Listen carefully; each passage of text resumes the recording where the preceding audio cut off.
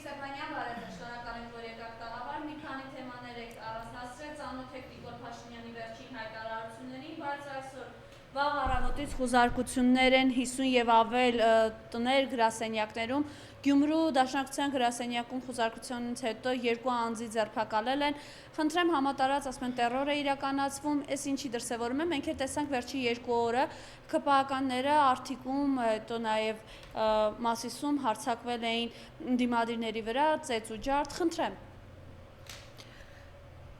Շնորհակալություն հրավերի համար, մինչ ձեր մատնանշած խուզարկություններին անդրադառնալը, ես ուզում եմ այսօր այս եթերը սկսել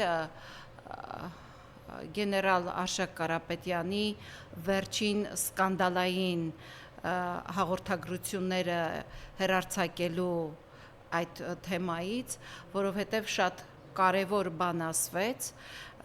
իրականում մենք հասկացանք ով է Նիկոլ Փաշինյանը, տեսեք ես այդ հաղորդագրությունից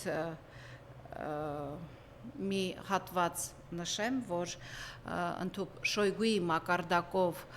գեներալը խնդրել է, որ բանակցություններ տարվեն Ռուսաստանի հետ եւ նշում է, որ օգոստոսի 14-ին արդեն տեղեկացրել է Նիկոլ Փաշինյանին պատերազմից մոտ ամիս ու կես առաջ, տեղեկացրել է, որ Ադրբեջանն ու Թուրքիան պատրաստվում են այդ սարսափելի պատերազմին եւ փորձել է համոզել, որ Նիկոլ Փաշինյանը իր դիվանագիտական հարաբերությունները մեծացնի Ռուսաստանի Դաշնության հետ, սակայն մենք այդ բացահայտումից տեսնում ենք, որ Նիկոլ Փաշինյանը ոչ միայն չի խորացրել իր դիվանագիտական կապերը, բանակցությունները Ռուսաստանի Դաշնության հետ, այլ ընդհանրապես Ռուսաստանի Դաշնության օգնությանը չի դիմել եւ այս ամենը հանգեցրեց նրան, որ հետագայում նոյեմբերի 9-ի 10-ի պայմանագիրը ստորագրելուց հետո Նիկոլ Փաշինյանը հանձնեց նաև Կովսականի հատվածը ադրբեջանցիներին, նրանք մոտեցան հայկական սահմանին, որից հետո, ինչպես նշում է գեներալը, շատ հեշտ եղավ արդեն Լաչինի գրավումը, ապա եւ Արցախի հանձնումը։ Երկրորդ հաղորդագրությունը, որ նամակագրությունը, որ վարչապետ Նիկոլ Փաշինյանի հետ տեղի է ունեցել, դա այն է, որ ասում է, թե հրետանին պատրաստ է Սև լճի տարածքում պետք է կրակ բացել, Նիկոլ Փաշինյանը ասում է, որ դա կխանգարի մեր պայմանավորվածությանը։ Սա ոչ այլ ինչ է, քան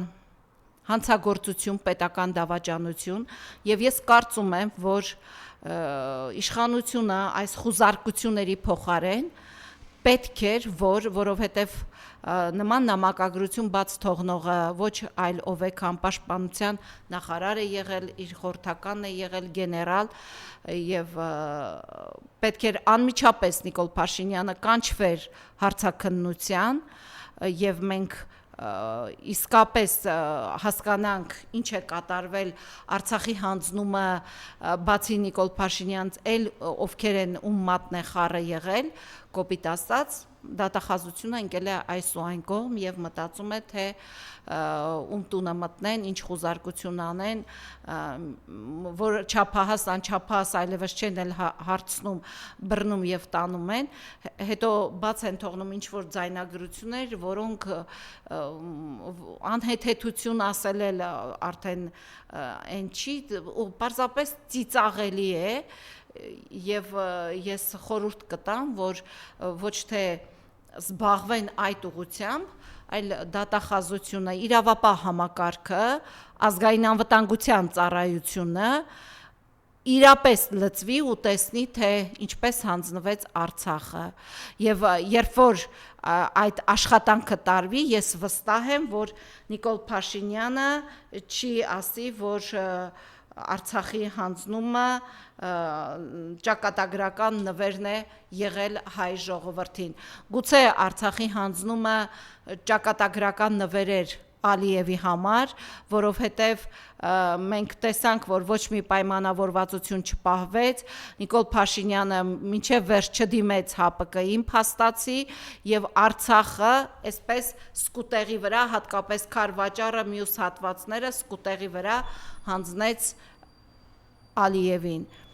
Հիմա էլ երբ որ հարցնում ենք այս Փաշինյանական խունտայի անդամներին, ասում ենք, բա դուք նախկինում Աղդամում նուռը ձեր ձեռքին, ինչպես օրինակ Ալեն Սիմոնյանը ասում էր, իմ հայրենիքն է, ինչպես եղավ, բա հետո ասում են մենք իներցիայով, հայրենասիրական իներցիայի տակ սխալ են գործել, այդպես են արել։ Ես վստահ չեմ, որ այս խունտան, այս 200 հոգանոց խմբակը Աստված մի արասե, եթե հանկարծ կարողանան տարբեր այսպես խախտումներով, ամենավերջին հանցագործի ձևով իրենց պահելով, դրսևորելով գան իշխանության, իրենք Հայաստանը հանձնելու են եւ ասեն, որ մենք իներցիայով էինք ասում, որ Հայաստանի Հանրապետությունը ինքնիշխան պետություն է, որովհետեւ հազարամյա պատմություն ունեցող հայկական Արցախը հայաթափելը իրենք համարում են, որ ճակատագրական նվեր է հայ ժողովրդին, ապա Հայաստանի հանձնումը իրենց համար կլինի արդեն չգիտեմ ինչ անակնկալ նվեր հայ ժողովրդին։ Եվ ընդհանրապես Փաշինյանի իշխանության բոլոր գործողությունները տանում են հենց դրան։ Տեսեք, Ռուսաստանի հետ հարաբերությունների խզումը, լարվածությունը եւ մեր տնտեսությանը պատերազմ հայտարարելը դա այս պահին օգուտ է միայն Թուրքիային եւ Ադրբեջանին։ Մենք երեք տեղեկացանք, որ Հայաստանի եւ Թուրքիայի գործարարներ են հանդիպել Կարսում։ Ահա թե ինչ էր նշանակում պոկվել Ռուսաստանից։ Մեր բոլոր այն հայրենակիցները, որոնց թվում է թե Ռուսաստանի հետ մեր հարաբերությունները, այ դուք կտեսնեք, որ այս ամենը պարզապես Նիկոլ Փաշինյանը այնքան ներարկեց ձեր մեջ, որ բարեկամությունը այսօր ցավոք եմ ասում, որ մեր հայրենակիցների մի փոքրիկ հատված մտածում է, որ այո, ռուսը մեզ վատ է վերաբերվում եւ Նիկոլ Փաշինյանը այս ամենը ուղղակի անում է, որպիսի Հայաստանը այսպես հանգիստ սղծնելով մտցնի թուրքական տիրապետության տակ։ Ամիսներ առաջ ենք ասել, որ պետք է Հայաստանի ժողովուրդը հստակ կողմնորոշվի, ինքը հարաբերությունները լավացնելու է Ռուսաստանի Դաշնության հետ, թե ինքը դառնալու է թուրքական վասալ։ Ցավոք Նիկոլ Փաշինյանի իշխանությունը այսօր ամեն ինչ անում է, որ թուրքական վասալությունը Հայաստանի օր առաջ իրականություն դառնա, որովհետև փակել հայկական շուկան, հայկական տնտեսվարողին այս սեզոնին պատերազմ հայտարարել հանուն ինչի, որ ոչ մեկ չի հասկանում, եթե այսպիսի հարաբերություն պետք է ստեղծեր Նիկոլ Փաշինյանը, ապա Փաշինյանական իշխանությունը Մակրոնին հյուսային պողոտայում պարացնելուց, Գյումրիում տժվժ անելուց զատ կարող էին ասեին, պարոն Մակրոն, մենք ռուսների հետ մեր հարաբերությունները բերել ենք այս սանդղակի վրա, Հայաստանից ինչ գյուղմթերք կարող ենք արտահանել Եվրոպա, ինչ մեզ հնարավորություն կտակ, օրինակ Ռուսաստանը մաքսային հնարավորություններ է սահմանել ԵԱՏՄ շրջանակում, մենք շատ ու շատ մաքսատուրքերից ազատված ենք, օրինակ տեսնեինք այդ Եվրամիությունը ինչ էր տալու Հայաստանին, որպեսզի հայ արտադրողը, արարող հայ ժողովուրդը այսօր չկանգներ այս զզվելի, այս սարսափելի, այս անհասկանալի իրավիճակի առաջ, բայց մենք տեսնում ենք, որ Եվրոպայից իրենք գոռում են, այսքան միլիոն եկավ, այդ միլիոնը գալիս է, դուք չաղ ու բախտավոր ձեր քարոզարշավն եք անում, իսկ այսօր տեսնում ենք, թե ջերմոցատերեր, տղամարդիկ կանգնած իրենց արտադրանքի վրա ինչպես են լաց լինում, եւ հետո էլ խափում են, ասում են մեքենաները ուղևորվեցին դեպի Եվրոպա։ Հիմա ուղիղ հարց եմ տալիս, ստախոսներ Եվրոպա որ երկիր եք ուղարկել եւ ինչ եք ուղարկել։ Դուք սուտ ասաների եւ գողերի իշխանություն եք եւ ամեն օր դուք դա ապացուցում եք։ Մի տեսակ անհասկանալի է, Հոլանդիայից այստեղ վարդի սատիլներ են բերում, ասում է դու ուր ես Եվրոպա որտեղ ես ուղարկելու։ Իհարկե շատ լավ է, որ որևէ երկրի տնտեսություն մի շարք աղբյուրներ է ունենում արտահանման եւ ներկրման, բայց դուք ոչինչ չեք արել եւ ձեր միակ աղբյուրը, որ Ռուսաստանի Դաշնությունն էր, դուք դա էլ փակեցիք։ Այսպես կարող էր հայ ժողովրդի հետ վարվել Հեյդարի որդի Ալիևը, Էրդողանը եւ իրենց հետագա ժառանգները։ Այսպես հայը հայի հետ ես ուղղակի չեմ կարողանում հասկանամ, ինչպես կարող է հայը հայի հետ այսպես վարվել։ Հիմա էլ այսպես ճորոմ ասում են, թե մենք սուբսիդավորելու ենք, որ մեկիդ հոր տնից եք այդ գումարը բերելու, որ սուբսիդավորեք։ Որտեղից եք բերելու։ Կարող եք ասել, որտեղից եք այդ գիտենք, որ խաբում եք։ Ոչ մի տնտեսվարող սուբսիդավորում չի ստանալու, հիշեք ասածս, որովհետև Նիկոլ Փաշինյանը սուբսիդավորելուց առաջ ապահովագրեց այն գյուղմթերքը, որը լաբորատոր փորձաքննության արդյունքում կհամարվի ոչ այնքան առողջ, այդ գյուղմթերքը չի սուբսիդավորվի, իսկ լաբորատորիան փորձաքննությունը դեռ 3 օր Նիկոլ Փաշինյանի ձեռքին է գտնվելու, ահա թե դուք կսուբսիդավորվեք։ Դրա համար քիչ առաջ որ գալիս էինք տրանսպորտում իրար էին ծեծում եւ ջարդում մարդիկ ասում էին միացրեք կոնդիցիոները, վարորդը ասում էր հրաման չունենք։ Այ այսպես ձեզ կթողնեն խեղտոց տրանսպորտի մեջ, ձեր հարկերը նորից երապատիկ, քառապատիկ կբարձրացնեն։ Հասկանում ենք, չէ՞, սուբսիդավորում ինչ է նշանակում։ Նոր հարկատեսակ դնել հերոս հարկատուի ուսերին, նոր քերտման միջոցներ սկսել, որովհետեւ իրենք հազիվ Պիլասոսի վարկ բան անելով եկան ստեղ դարան այսօր շենք շինությունների տեր, իրենք իրենց գրպանից, եթե չգողանան, ինչպես պետական բյուջեից տարեվերջին 4 միլիարդ գողացան, եթե չգողանան, մի դրամ չեն տալու որևէ տնտեսվարողի։ Եթե հիմա այդ որևէ մեկ կամ երկու տնտեսվարողի, եթե ստացվի այնպես, որ սուբսիդավորեն, ֆինանսավորեն, դա հրաշք կլինի եւ դա տեղի կունենա, ասենք, որ օրինակ կասեն ձեր գույքահարկը ոչ միայն կենտրոն համայնքում է դառնում 6 անգամ թանկ, այլ նաեւ Աչափնյակ համայնքում է 6 անգամ բարձրանում, ձեր սոցվճարը ոչ թե այսքան է բարձրանում։ Ես բազմիցս ասել եմ, Նիկոլ Փաշինյանը երեք մի մեղրեցի շատ լավ ասես, տժվժիկի պատմությունն է դարձրել, վերցրու 10,000-ը դու ռադդ քաշի, հիմա 10,000 ավելացրել է մեր հաշվին, առողջապահության ապահովագրություն անում է մեր հաշվին, հիմա սուբսիդավորում է փորձում հերոս հարկատուի հաշվին, ասում է կառավարությունը ով է, դուք ինչ ունեք, որ դուք մի հատ սուբսիդավորման հարց լուծեք, այնպես որ սիրելի տնտեսվարողներ, ձեզ խաբում են, այս իշխանությունը չի կարող, նույնիսկ բոլոր տեսակի հարկատեսակները բարձրացնելու արդյունքում Փաշինյանական իշխանությունը որևէ կերպ չի կարողանալու ձեզ սուբսիդավորել։ Այս ամենի միակ ելքը այն է, որ պետք է Նիկոլ Փաշինյանի իշխանությունը օր առաջ հեռանա։ Այն որ իրենք պիտի հեռանան, դրանում իրենք էլ կասկած չունեն, դրանում իրենք էլ վստահ են։ Այլ հարց է, թե օրինակ Նիկոլ Փաշինյանը Հովակիմյան Վահագին ինչ SMS է ուղարկել, քանի տոկոս պիտի Վահագը գրի իրեն ըստ այդ SMS-ի, որովհետև դե հենց այնպես չէր, չէ, միշտ ասել եմ, Հովակիմյան Վահագի ընտանիքից 18 թվականից 4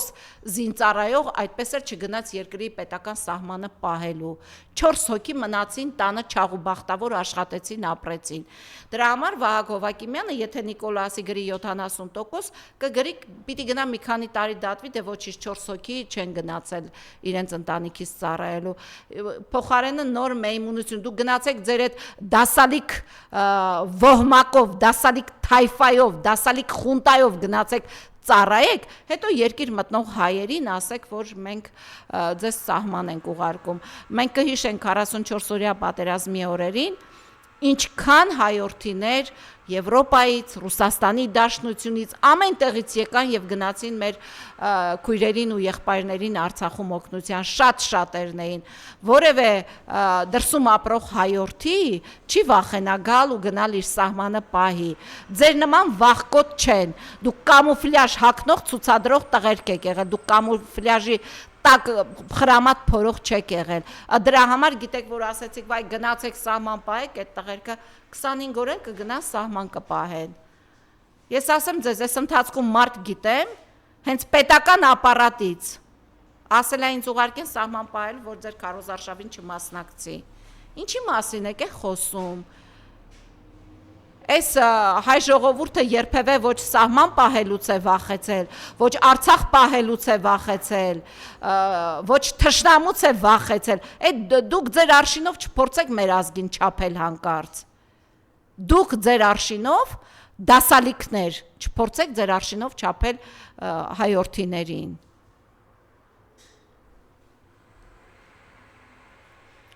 Եվ վերջում ուզում եմ անդրադառնալ քարոզարշավի վերջին օրերն են, ուզում եմ անդրադառնալ հատկապես ԿՊ-ական որոշ ներկայացուցիչների լկտի պահվածքին։ Մասնավորաբար ուզում եմ անդրադառնամ ԿՊ-ի ծավալանու անդամ ԵԿՄ նախագահ Մասիսից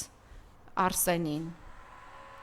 Մի հատ էլ ասում է, ես չեմ խփել, մի հատ էլ երթվում է, չեք ամաչում, դուք այտենց երթվելով սահման եք գնում, այտենց սուտ երթվելով։ Ես եթե անկեղծ մտածում եի, որ այս օրերին ԵԿՄ նախագահը պետքա կանչեր դրան, ականջները առնվազն ձգեր, որովհետև եթե չի ձգում, նշանակում է բոլորի համար ընդունելի է, որ հայ տղամարդը, չգիտեմ այնտեղ ինչ կարգի տղամարդ է, հայ տղամարդը իր ձեռքը որևէ պարագայում բարձրացնի հայ կնոջ վրա։ Ինձ համար դա անընդունելի է եւ ես մտածում եմ, որ պետք է գոնե հրապարակային հայտարարություն լիներ ԵԿՄ նախագահի կողմից, դա էլ չտեսանք, որովհետեւ այս ամենը ծեծը ամեն ինչը ինչքան վատ բան մենք տեսնում ենք այս օրերին խրախուսվում է վերնախավի կողմից։ Այլապես ես չեմ անհասկանալի է ծեծել Դե Նիկոլ Փաշինյանը խրախուսում է ԵԿՄ-ին, ԵԿՄ նախագահը խրախուսում է իր ներքին օղակին, ներքին օղակը խրախուսում է իր ընտանիքի անդամին, ու այդպես մենք այս ոհմակն ենք ստանում։ Մենք ստանում ենք հայ կնոջ վրա ձեռք բարձրացնող ու զինվորական հագուստ կրող ինչ որ մեկը, մենք դա ենք ստանում արդյունքում։ Հաջորդը տեղի ունեցավ Թալինում էր, հայ, Արտիկում։ Գիտեք այս ամենը ինչի արդյունք է։ Երբ որ Թալինի այն համայնքապետը կա է մեկը, ամոթել է դրան համայնքապետ անվանելը, որ գնացել էր Արցախցուտուն, ասում էր դուք ստեղ չեք ապրելու, մատ էր թափ տալիս, այդ օրը երբ որ մենք հավաքվեինք ու դրան իրա տուն ու տեղից հանեինք ու ասենք դու էլ ստեղ չես ապրելու, գնա որտեղ ուզում ես, այդ ժամանակ չէր կրկնվի Արտիկի դեպքը, չէր կրկնվի Մասի, դուք ով եք որ գնաք ձեր իշխանության օրոք տնից տեղից զրկած մարդուն մի հատ էլ թափտակ մատները այդ կնոջ վրա ու ասեք դուք ով եք դուք մեզանով ապրող մեզանով մարդ դարձածներդ այս ժողովրդով ամեն մեկիցս քերելով տանելով մարդ եք դարձել այսօր էլ եկել մատ եք թափ տալիս Մեզ մի բան կա, որ կարող է մեզ հավաքական դարձնել։ Դա մեր հայրենասիրության ոգին բարձրացնելն է, մեր հայրենիքի հանդեպ մեր սերը բարձրացնելն է, մեր երկրի անվտանգությունը առաջնահերթության մեջ դնելն է։ Եթե մենք չենք դնում առաջնահերթության մեջ մեր երկրի սահմանը, մեր երկրի սերը, ապա Նիկոլ Փաշինյանը կարող է ամեն օր կանգնել ասել, օրինակ, ոնց են, չէ՞ սրանք էս թայֆան ոնց ասում, ռուսները Արցախը տվեցին։ Արցախը ում էր պատկանում, մեզ էր չէ պատկանում։ Այսինքն դուք այնքան չկաք, դուք այնքան ոչ ու փուչ եք, որ որևէ մեկը եկավ ձեր ձեռքից վերցրեց տվեց, բա վաղը ռուսը կարողա գա վերցնի ձեր ընտանիքի անդամին վերցնի մեկ ուրիշին տա։ Այսինքն դուք այդքան ոչ ու փուչ եք, որ ռուսը կարող է գալ ու տալ, բա դուք ինչ գործ ունեք ստեղ ուրեմն։ Ասենք պատկերացնում եք հիմա ես գնամ վերցնեմ ինչը Վրաստանը վերցնեմ, ասեմ տալիս եմ Ռուսաստանին։ Բա վրացի ժողովուրդը ինչ չի ասի, որ ստոպ, ոնց ես դու ինձ տալիս, ես հավիճուտ չեմ, ոնց ես ինձ տալիս։ Բա Նիկոլ Փաշինյան, քո ձեռքի տակ էր Արցախը, ասում ես սրանք տվին, բոլորը մեղավոր են բացի քեզանից։ Ես հիմա կարող եմ գալ քո ամառանոցը վերցնել, բերել տալ մեր ծերերին, ասեմ, տատիկ պապիկներ Երևանում շատ ու շատ անօթևան մարդիկ կան։ Այդ ամառանոցը, որտեղ օրը 1.700.000 փող ես ծախսում, չգիտես ինչի վրա է այդ գումարը ծախսվում այդ ամառանոցում ձեր մի քանի հոգանոց, այն էլ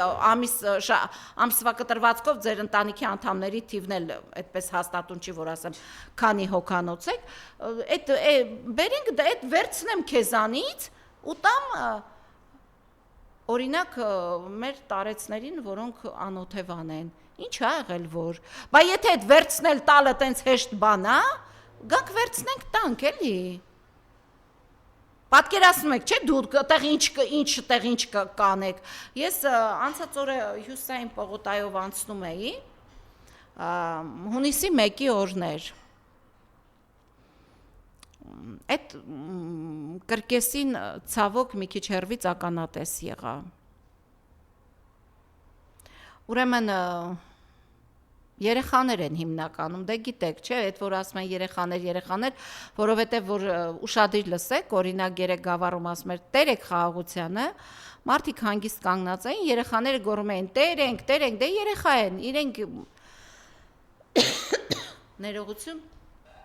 կարող ես ասես տեր չենք, իրենք կրկնեն նույնը։ Չեմ կարող ասել, քանի անվտանգության աշխատող ցեպարած կանգնած էր, որ ոչ մեկ չմոտենա, մի հսկա ոստիկանական գունդ բերեցին, շարեցին, հիմա այնտեղ այդ նվաստը, ես ուզում էի ճիշտ ասած մոտենայի, մի հարց ունեի, որ ուզում էի տետատետ իրեն տեսնեի եւ ասեի։ Այդ մոտիկանալու հնարավորությունը չունեցա եւ տեսնեմ երեխաներին հերթով շարք են կանգնեցնում, որ այդ երեխաները մոտենան, այդ ադրբեջանցիներով տեղակայված բրոշը տա այդ երեխաներին ու ներսից մի ֆոտոգրաֆ վերևից սենց նկարում ա, որ չի երևում, ոչ այն հետևի ոստիկաները, ոչ կողքի այդ անվտանգությունը, երևում ա այսպես մի բան էլի խափուսիկ պատկեր, որ երեխաները ազատ մտնում են, իրենց բրոշը վերցնում գնում են, ուրեմն ուղիղ 1 ժամ այդ անվտանգությունը սենց անշարժացած ցեպ տված կանգնած էր, որ Նիկոլ Փաշինյանը այդ ադրբեջանցիներով լցված բրոշը տա մեր երեխաներին, սիրելի ծնողներ, սիրելի տատիկ պապիկներ, ձեզ ուզում եմ ուղղակի մի այսպիսի դրվագ ասեմ, այդ տեսեք վաղվա համար էլի ասում են, բոլոր երեխաները, ովքեր չեն ստացել այդ բրոշները, կարող են գալ հանրապետության հրապարակ եւ ստանալ։ Դա մի բրոշ է, որտեղ կա ջերմուկը, սյունիքը, վարդենիսը եւ այդ տարածքներում նստած է այսօր թուրքը։ Նիկոլի բերած թուրքը, որը իսկապես բերվել է, որպիսի ինքը ինչ-որ պայմանավորվածություն չխախտի, որովհետև երեք գեներալի այդ հաղորդագրությունից Փաշինյանի հետ դա հաստատվեց։ Այդ բրոշի մեջ նստած են նաև այդ թուրքերը, այդտեղ սահման չկա, ինքը դեռ սահմանազատում չի արել։ Նստած է թուրքը, գուցե այն թուրքն է նստած, որը գլխատել է ձեր հարազատի որդուն, ձեր քրոջ որդուն, ձեր եղբոր որդուն, ձեր հարևանի որդուն, ու դուք գնում եք, այդ բրոշի համար կռիվ եք տալիս։ Մի հատ ձեր երեխաներին այդ բրոշը ստանալուց առաջ այսպես մի հատ հայացք ձգեք եռաբլուրին, այդ տղերքի դեմքը հիշեք, հետո ձեր երեխաներին այտենց շարք կանգնացրեք, որ մտնեն այդ բրոշը, ասում եմ, որի մեջ այսօր նստած է ադրբեջանցի ասկյարը, այդ բրոշը ձեր երեխան տուն բերի։ Մի արեք նման բան։ Դուք դրանով ոչ թե ձեր թորներին լավություն եք անում, այլ վաղը, որ օրինակ ես եթե որևէ մեկի տանը տեսնեմ այդ բրոշը, որևէ գյուղում, կասեմ դուք համոզված եք, որ օրինակ ենթադրենք Հրազդան քաղաքում օրինակ տեսնեմ Պողոսի տանը, Պողոս կասեմ դու գիտես, որ օրինակ Անուշի տղային կամ այն զույգ եղբայրներին սպանողը, մորթողը այս ասկյարն է եղել, որ այս բրոշի մեջ նստած է։ Դուք ինձ ինչ եք պատասխանելու։ Մի արեք, հատկապես վաղը ձեր երեխաներին զերծ պահեք, այդքան էլ ճիշտ, զերծ պահեք ձեր երեխաներին այդ մանր քաղաքական շոուի մեջ մտցնելուց։ Ուղղակի խնդրում եմ ձեզ, իմ խնդրանքն է ձեզ։ Երեք մինչև Երևանի հանրահավաք ասում էին գավառում, տեսեք ինչ են արել։ Գավառի քաղաքապետը ԿՊ-ական չէ, բայց մի այնպես էր լծվել երեք այդ Փաշինյանի քարոզարշավին մարդ լցնելով, ցայտաղբյուրներ էր բացում եւ որոշել էր այսօր ինձ գավառից ասացին, որ որոշել էր բացում այդ օր աներ, որ մարդիկ ընտանիքներով, երեխաներով գնային, հետո Նիկոլը գար տեսներ այսպես։ Մի արեք նման բան։ Մեզ համար կարևոր ժամանակաշրջան է։ Ձեր աթոռը կարող է մի քանի ամիս ավել մնալ կամ պակաս, դա ոչինչ չի փոխի ձեր կյանքում։ Բայց վաղը դուք ձեր դիզած ունեցվածքը որևէ տեղ տանելու հնարավորություն չեք ունենա, մի արեք նման բան։ Ուղղակի մի արեք։ Ես գիտեմ, որ Գավառի քաղաքապետը ունե որ տղա ես, ունես ամեն ինչ, բա վաղը որ թուրք եկա, ոնց ես առնելու փախնես։ Ուր ես տանելու։ Մի արեք նման բաներ։ Հիմա վաղվա համար հայտարարում, ասում եմ, բոլոր երեխաները բրոշ չեն ստացել գան։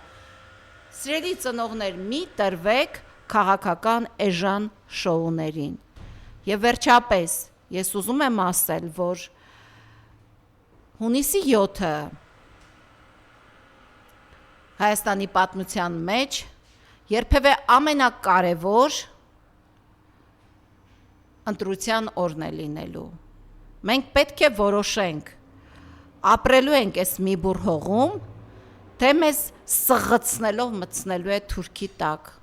Այդ թուրքը կգա, այդ ջերմոցներն էլ կաշխատացնի, ջերմոցատերերին էլ ներսում բանվոր կաշխատացնի, մեր հեկտարներով Արարատյան դաշտի հողերն էլ կա, որովհետև թուրքական շուկան մեծ է։ Մենք իրենց ձեռքի տակ առնվազն կլինենք բատրակ,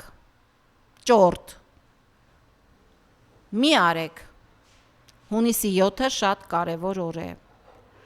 Գնացեք մեկ գիտակցումով, որ մենք պետք է ունենանք ուժեղ բանակ, հզոր բանակ, երկիր սիրող զինվոր, երկիր սիրող հայ, անվտանգ սահման, սա ամենակարևորն է, եթե մենք այս բաղադրիչները չենք ունենում, մենք չենք կարող ունենալ հզոր տնտեսություն, չենք կարող մեծ դիվանագիտության մասին այլևս չեմ խոսում, մենք պետք է ներսից մեզ փոխենք և մեր երկրի թիվ 1 անվտանգության երաշխավորը ի տարբերություն նիկոլականների հռչակենք ոչ թե Ադրբեջան, այլ հռչակենք հայոց բանակը, ինչպես որ այս 30 տարիների ընթացքում մեր տղաները իրենց սխրանքով պահել են մեզ, մենք պետք է նորից մեր հույսն ու ապավենը կապենք մեր բանակի, մեր անվտանգության, մեր երկրի սահմանների անվտանգության հետ։ Ուստի և հունիսի 7-ին խնդրում եմ բոլորդ, մեկ մարդու պես գնացեք տեղամաս, գնացեք, որպիսի Արարատ սարին նայելուց վաղը չվախենաք, գնացեք, որ ձեր երեխաների աչքերի մեջ նայելուց չվախենաք, գնացեք, որպիսի չարիքի իշխանությունը այլևս Հայաստանում տեղ չունենա և Հատկապես դիմում եմ Գեղարքունիքի մարզի բնակիչներին։ Դիմում եմ Արմավիրի մարզի բնակիչներին, Կոտայքի, Արագածոտնու, Շիրակի, Լոռու, Տավուշի, Սյունիքի, գնացեք մեկ մարդու պես։ Ձեր ձեռքին կլինի 19 հատ քվյաթերթիկ։ Հիշեք, ներքևում աղբաման կա, աղբը պետք է լինի աղբամանում։ Շնորհակալություն եւ կհուսամ, որ մենք հունիսի 8-ին իսկապես կարթնանանք այն Հայաստանում, որին ձգտում ենք մենք, մեր ընտանիքները, մեր զավակները։